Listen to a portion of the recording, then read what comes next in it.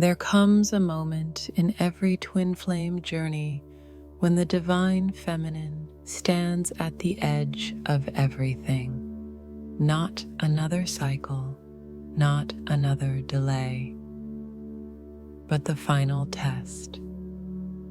The universe will press on her heart, not to break her, but to see if she remembers who she really is. The old fears will whisper again. The silence will grow louder. The masculine's trembling will echo in her body, and the question will rise: will she collapse into the old story, or stand as the anchor of the new one? Because this is it. This is the divine feminine's last initiation before union. Every twin flame journey eventually reaches a threshold, a point where the feminine is no longer asked to simply heal, wait, or endure, but to embody the fullness of who she truly is. This threshold is not about another cycle of longing. It is not about endlessly questioning when he will wake up.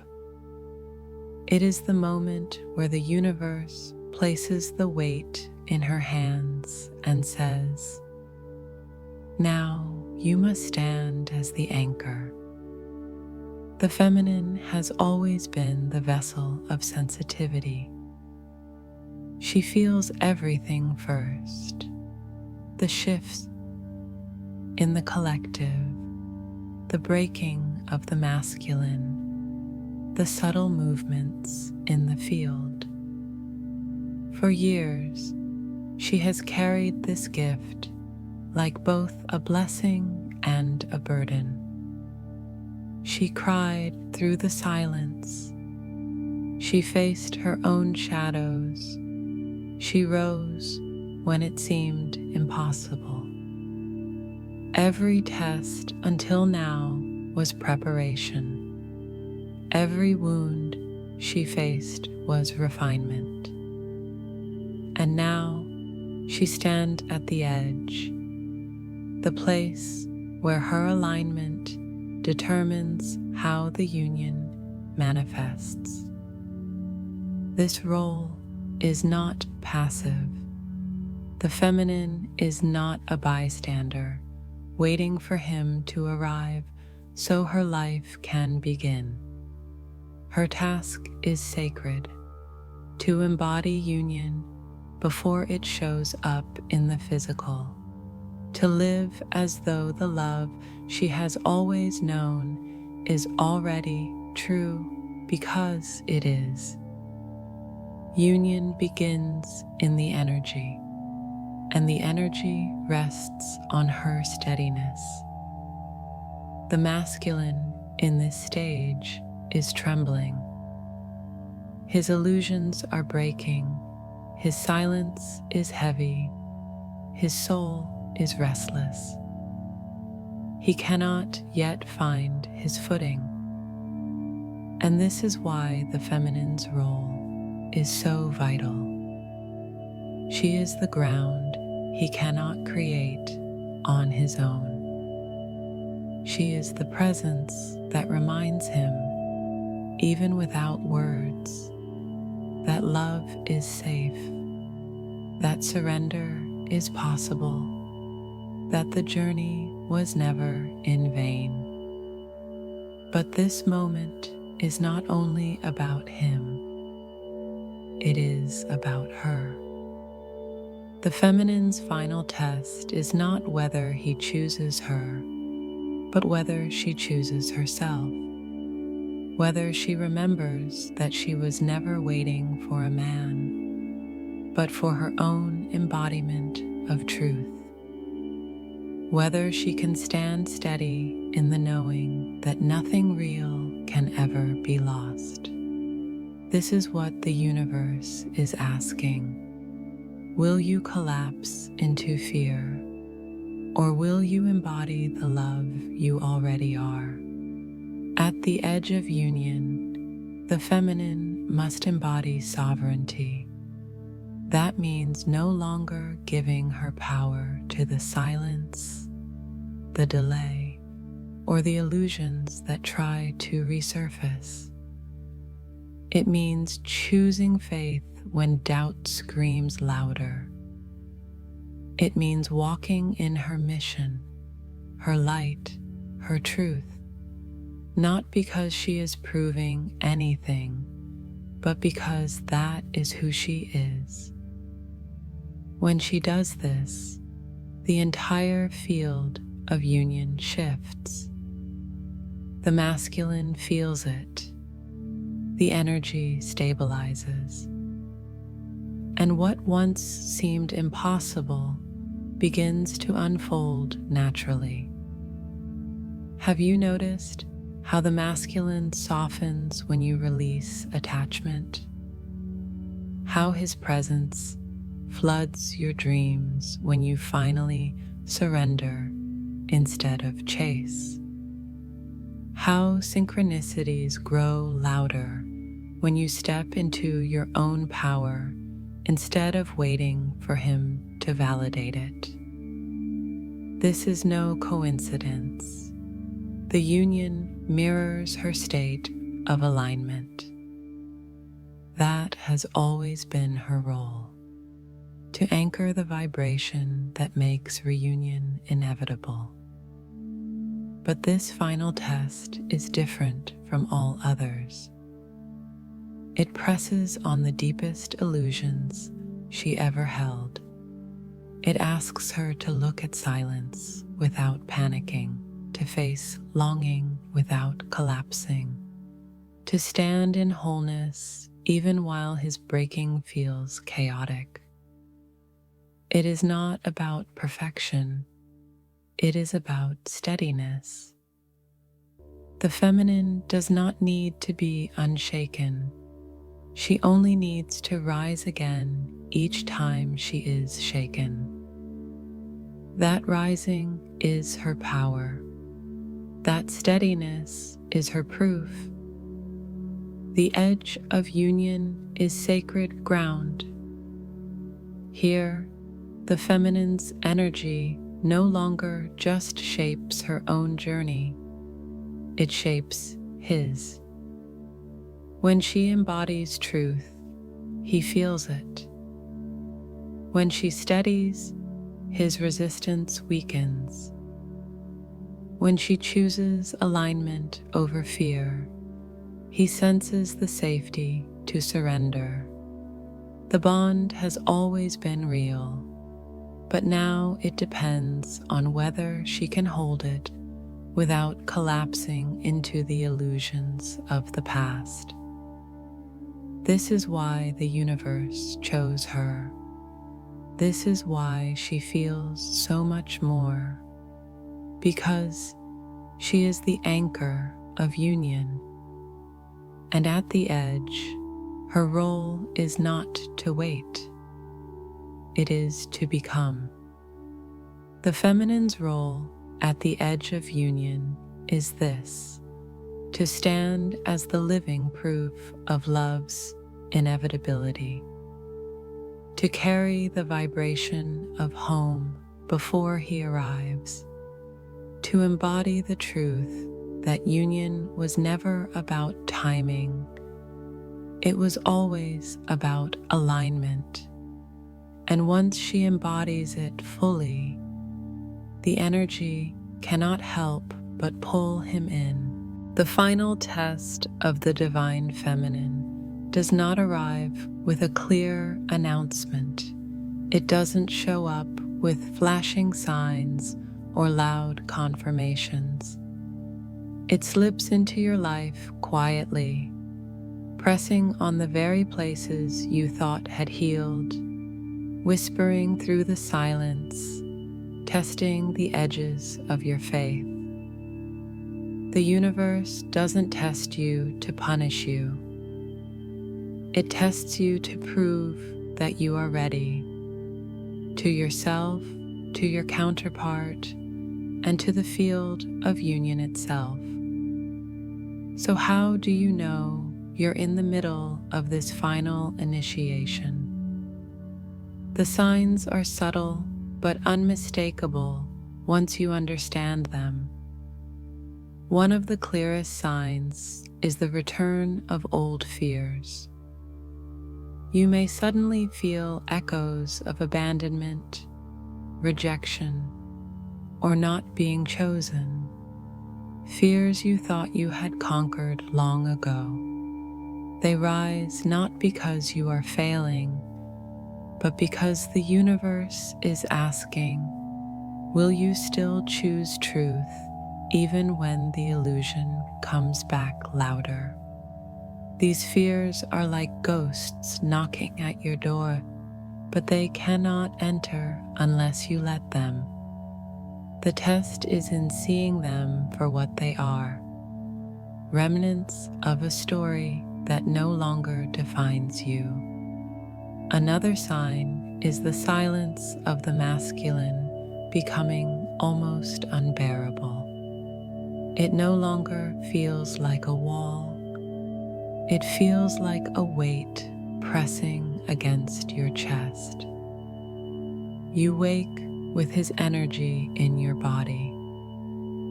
You dream of him more vividly than ever. You sense his trembling even when he doesn't speak.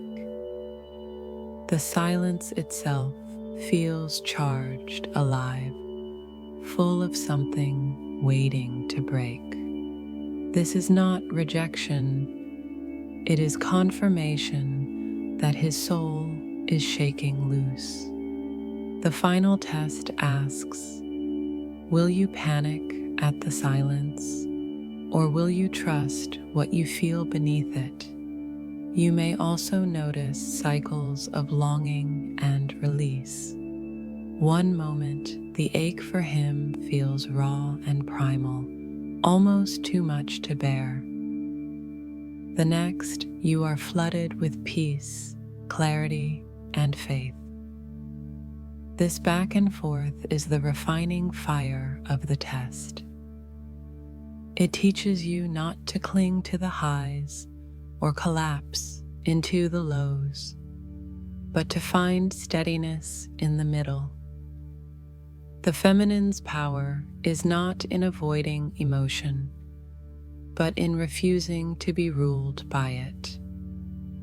Another unmistakable sign is the return of illusions in the external world. Perhaps you see him appear with others, or you hear stories that trigger jealousy, doubt, or despair. These moments are not accidents.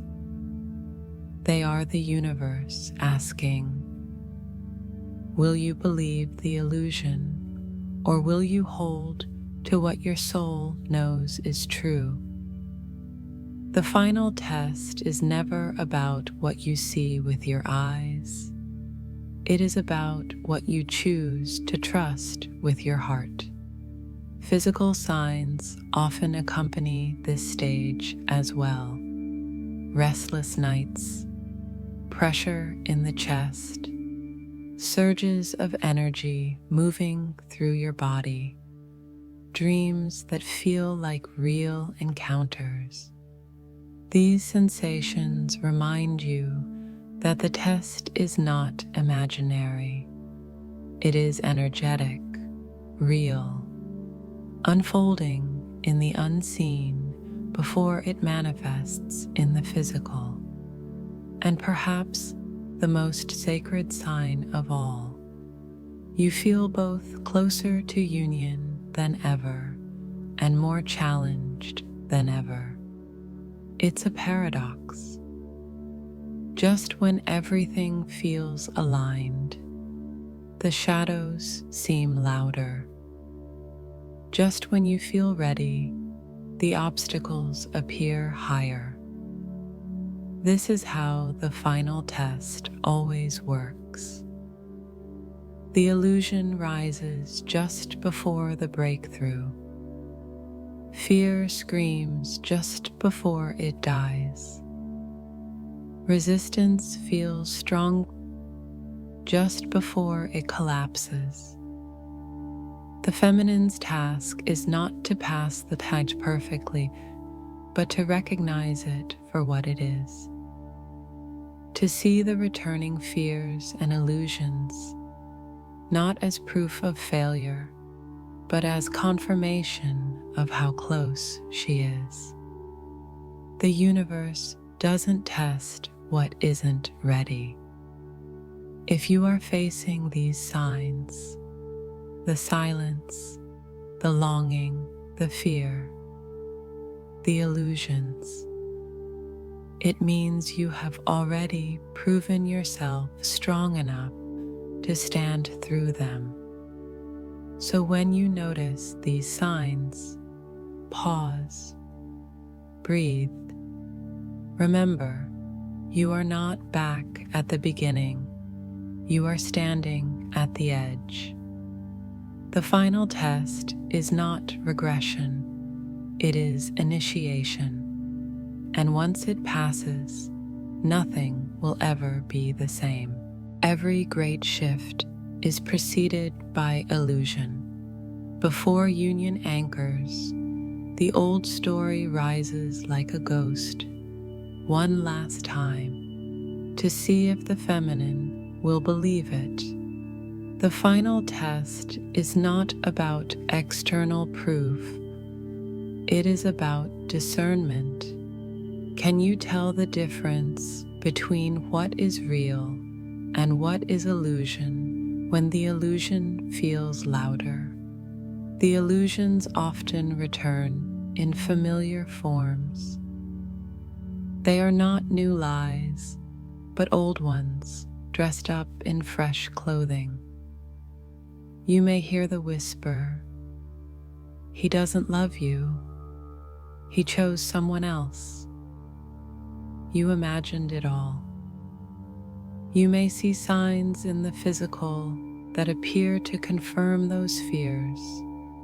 His silence stretching longer, his attention seemingly directed elsewhere, circumstances that look impossible to overcome. These are not truths. They are the final illusions rising before breakthrough. Why do they return?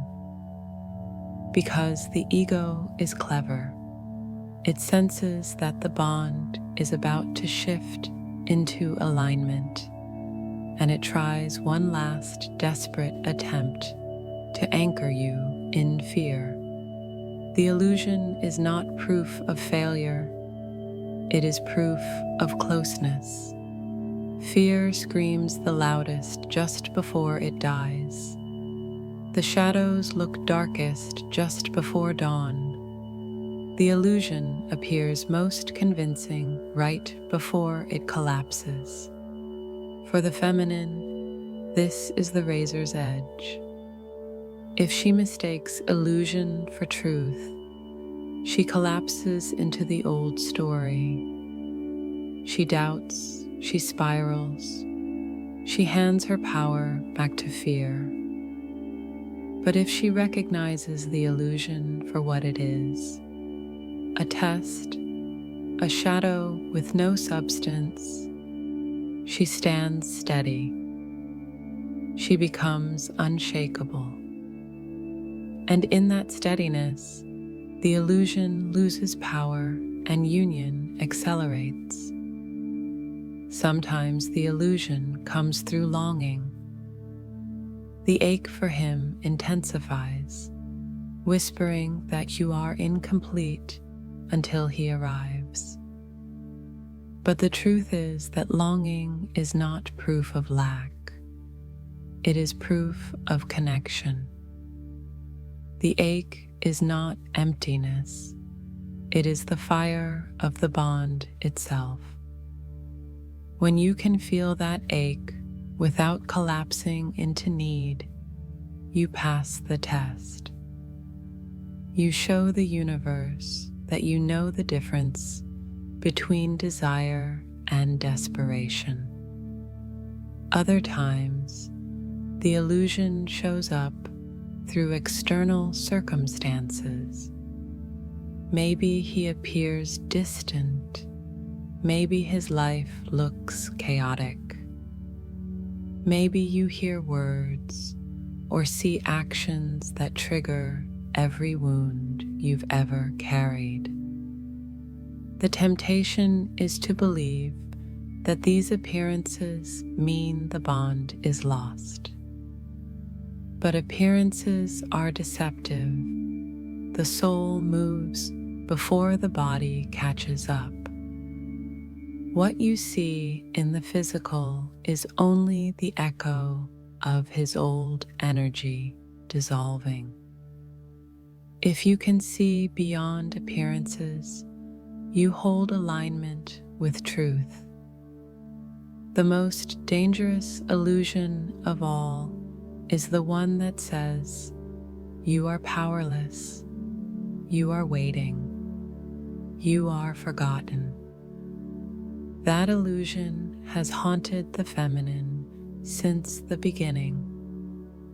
But this final test demands that she remember. She was never powerless. She was never waiting. She was never forgotten. She has always been the anchor. Her alignment has always been the key. Breakthrough comes the moment she refuses to believe the illusion. When she feels the fear but chooses trust. When she sees the external but believes the internal. When she remembers that love is not a dream waiting to happen. It is a frequency she already carries. That choice dissolves the illusion instantly. And once the illusion dissolves, the truth is undeniable. The union is not a matter of if. It is only a matter of when. The illusions that return before breakthrough are not punishments. They are invitations. They are the universe's way of saying, you are closer than ever. Do you trust enough to hold steady? Why fear gets louder when union is close. One of the greatest paradoxes of the twin flame journey is this: the closer you are to union, the louder fear becomes.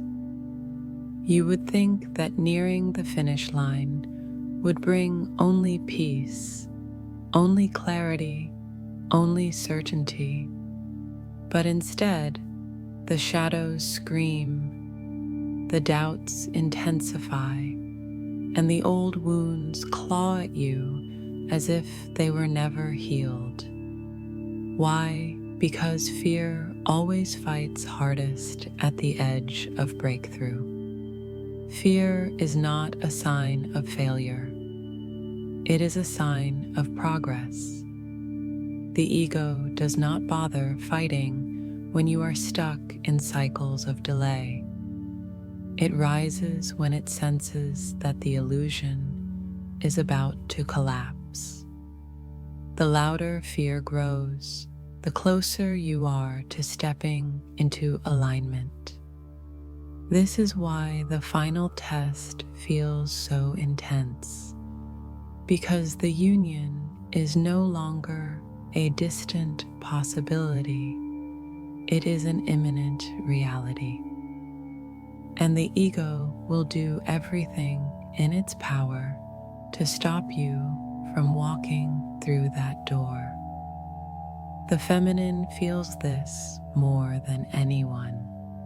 She is the one whose sensitivity picks up every tremor in the field. She feels his breaking in her chest. She senses his hesitation in her body.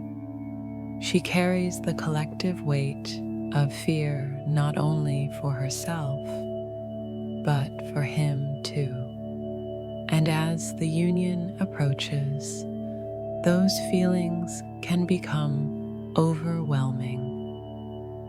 They may whisper, "What if he never comes? What if I am wrong? What if I am left behind again?" But these whispers are not prophecy. They are the last echoes of the old story. Fear grows louder not because it is true, but because it is leaving.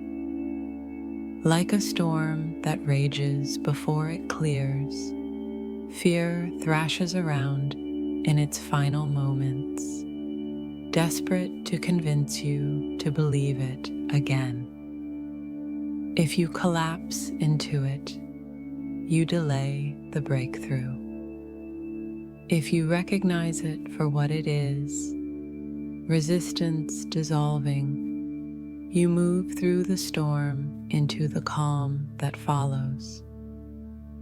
Think about it. How many times have you felt closest to collapse just before a major shift happened in your life?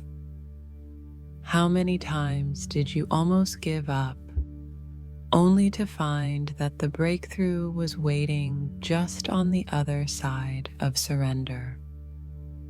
The same is true here. Fear is not a sign you are failing. It is a sign you are succeeding. For the masculine, fear shows up differently. His fear is of surrender, of losing control, of being seen fully, of stepping into a love that dismantles every illusion he has ever clung to. He feels the pull stronger than ever, and that terrifies him. But for the feminine, the fear is about patience, trust, and embodiment. Her fear is of collapse, of losing faith just before the miracle arrives. And that is why her test is sacred. The universe does not ask the feminine to eliminate fear. It asks her to stand steady in the middle of it, to let it roar and still choose truth, to feel it in her body without letting it define her actions. That is the mark of mastery. Not never feeling fear, but never letting fear choose for you. So when fear grows loud, pause, breathe.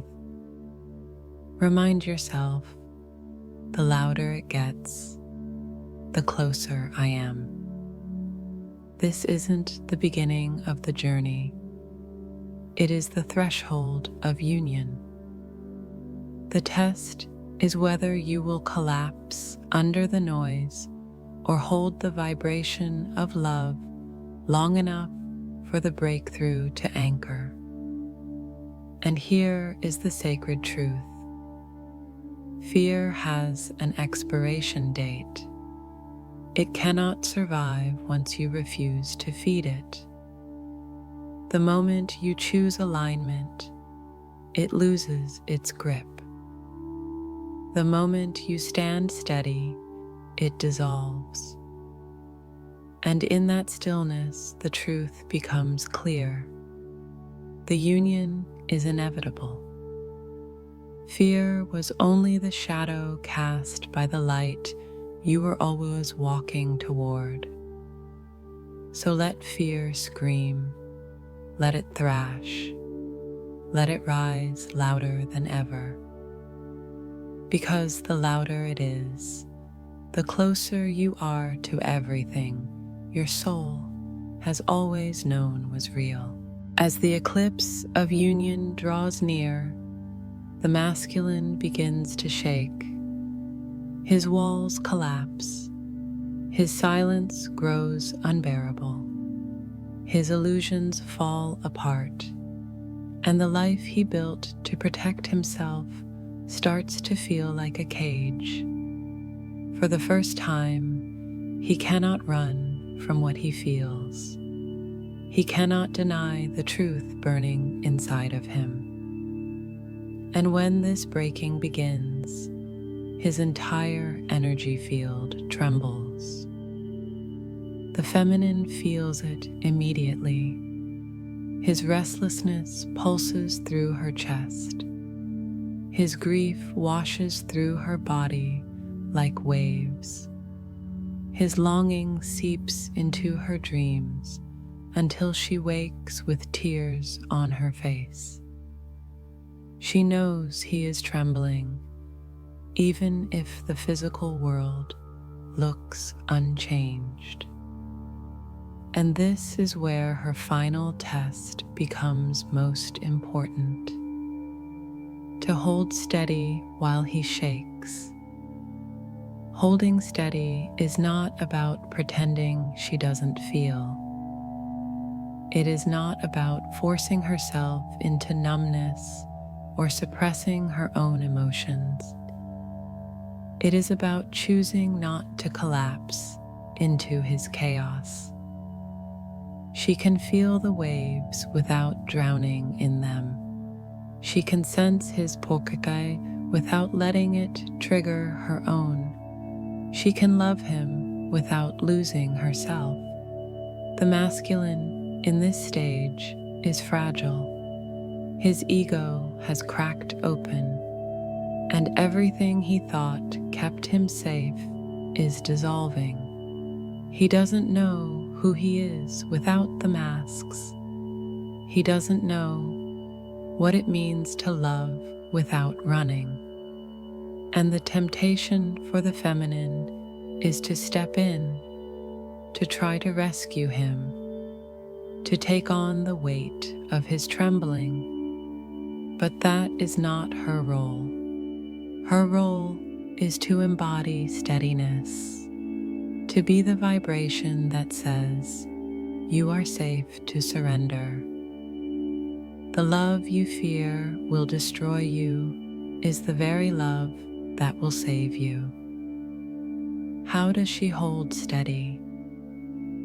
By anchoring in her truth, by remembering that his trembling is not a setback, but a breakthrough in disguise, by refusing to panic when his silence grows heavy or his hesitation lingers, by reminding herself that she is not waiting for him to decide.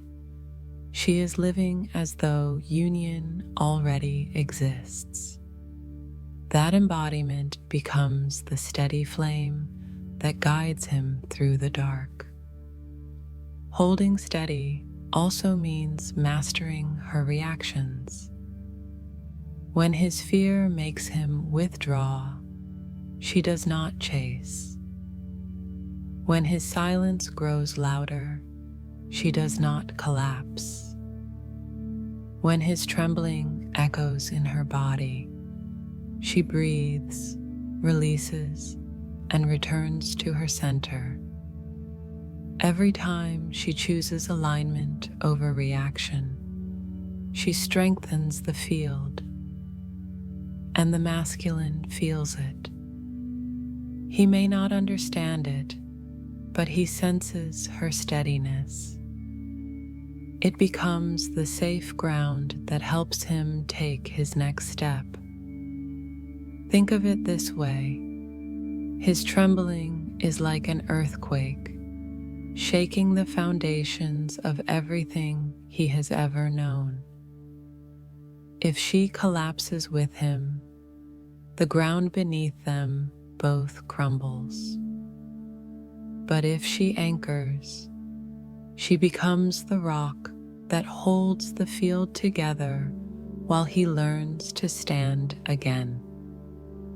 This is why the final test belongs to the feminine, because when he is undone, she is asked to remember. When he trembles, she is asked to stand. When he doubts, she is asked to embody faith. And this is not a burden, it is her sacred power. The power to hold the vibration of love so steady that even the strongest storms cannot move it. So when you feel him trembling, don't mistake it for distance. Don't collapse under the pressure. Recognize it for what it is. The sound of his wall falling, the sign that his soul is surrendering. Breathe, anchor, trust.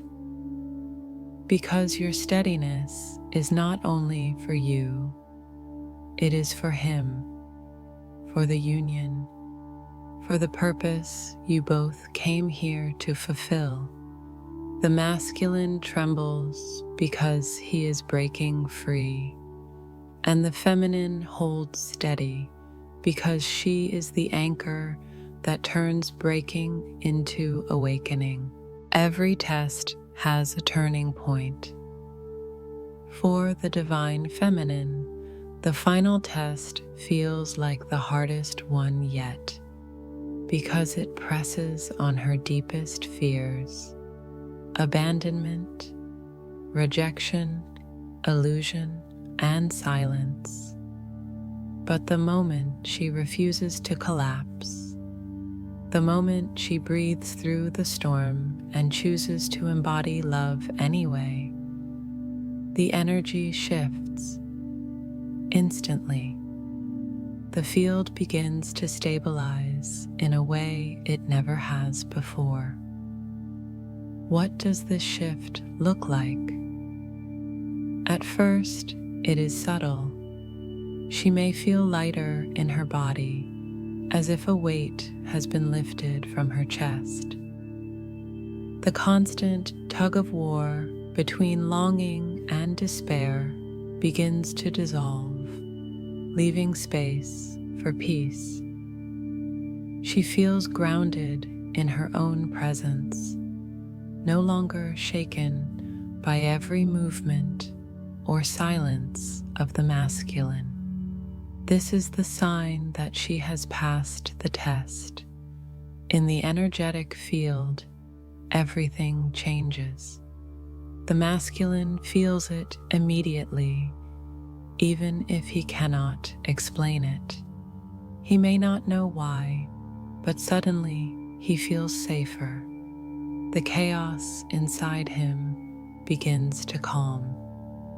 The resistance that once seemed immovable starts to weaken. The feminine's steadiness becomes a vibration that pulls him closer, not because she is chasing, but because her alignment has created the energetic home his soul has been searching for. The energy shift also shows itself through synchronicities. Numbers appear more often, dreams grow clearer, and signs from the universe become undeniable. The feminine recognizes these not as random occurrences, but as echoes of the alignment she has chosen. The outer world begins to mirror the inner truth. Union is already alive. For the masculine, this shift is life-changing. Until now, his trembling has kept him paralyzed, torn between the fear of surrender and the impossibility of running. But when the feminine passes her test, the pressure in the field changes. He no longer feels the instability of her collapsing energy. Instead, he feels the steadiness of her anchored truth. And that steadiness disarms him. His excuses sound emptier. His distractions feel pointless. His silence becomes unbearable even to himself. The only option left is forward. Passing the test doesn't mean the feminine no longer feels. She will still sense his waves. She will still notice moments of hesitation. But the difference is that she is no longer defined by them. She feels, releases, and returns to center again and again. This rhythm becomes her strength. And in that strength, the masculine finds the courage to finally step into his own surrender. The energy shift is not only personal, it ripples into the collective.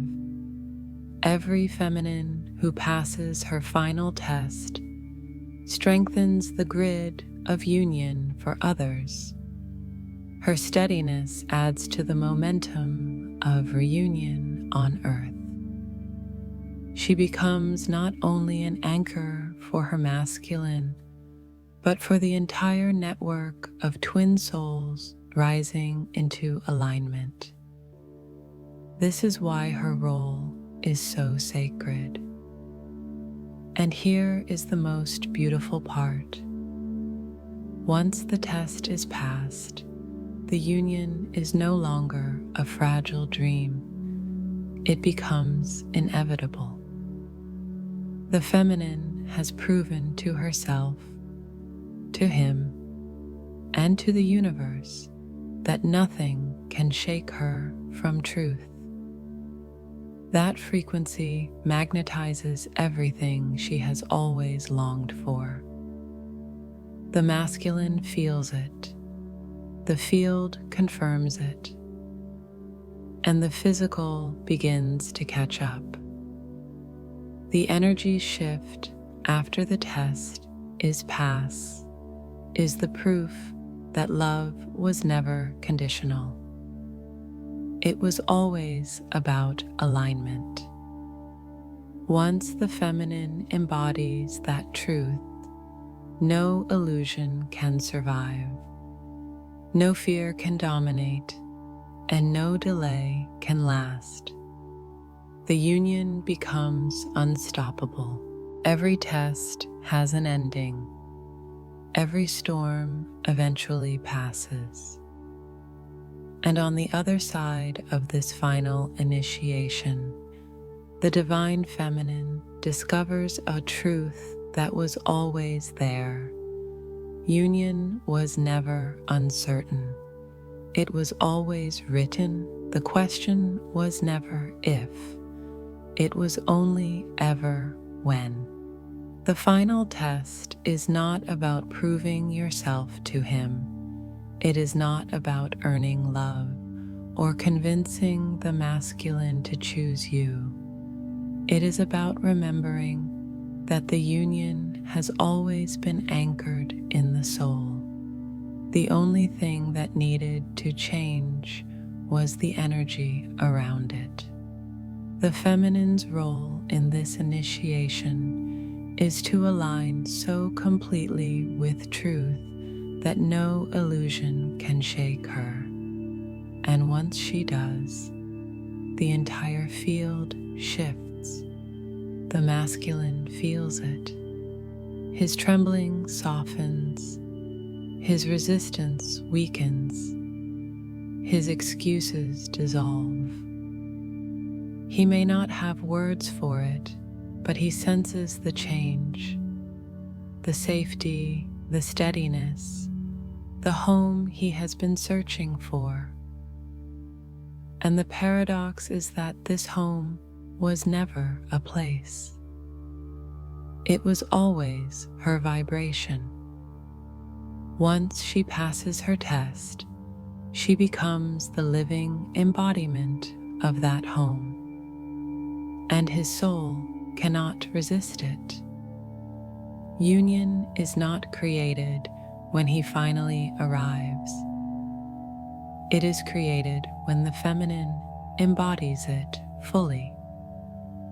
And once she does, the physical has no choice but to catch up. It may not happen overnight. The body and the ego take time to align with the soul's choice. But once the final test is passed, the outcome is already sealed. The reunion is no longer a dream in the distance. It is a reality waiting to manifest. This is why the feminine's final test is sacred. It is not a punishment. It is a crowning moment. It is the universe asking, will you choose love even when fear rises louder? Will you choose truth even when illusions reappear? Will you anchor what you know even when the physical has not yet mirrored it? When the answer is yes, the cycle ends. The waiting ends. The illusion ends. The final message is this: you are not powerless. You are not waiting. You are not forgotten. You are the key. You are the anchor. You are the frequency that turns trembling into awakening, silence into movement, longing into union. Passing this test is not about perfection, it is about steadiness. And you have been prepared for it all along. So breathe, trust, stand firm. The shadows may rise one last time, but they are only illusions. Fear may scream, but it is only resistance leaving. The masculine may tremble, but his trembling is proof of his surrender. And through it all, your steadiness is the light that leads him home. Union is already written. It always was. This final test is simply the moment you prove to yourself that nothing, not silence, not fear, not illusion, can take it away.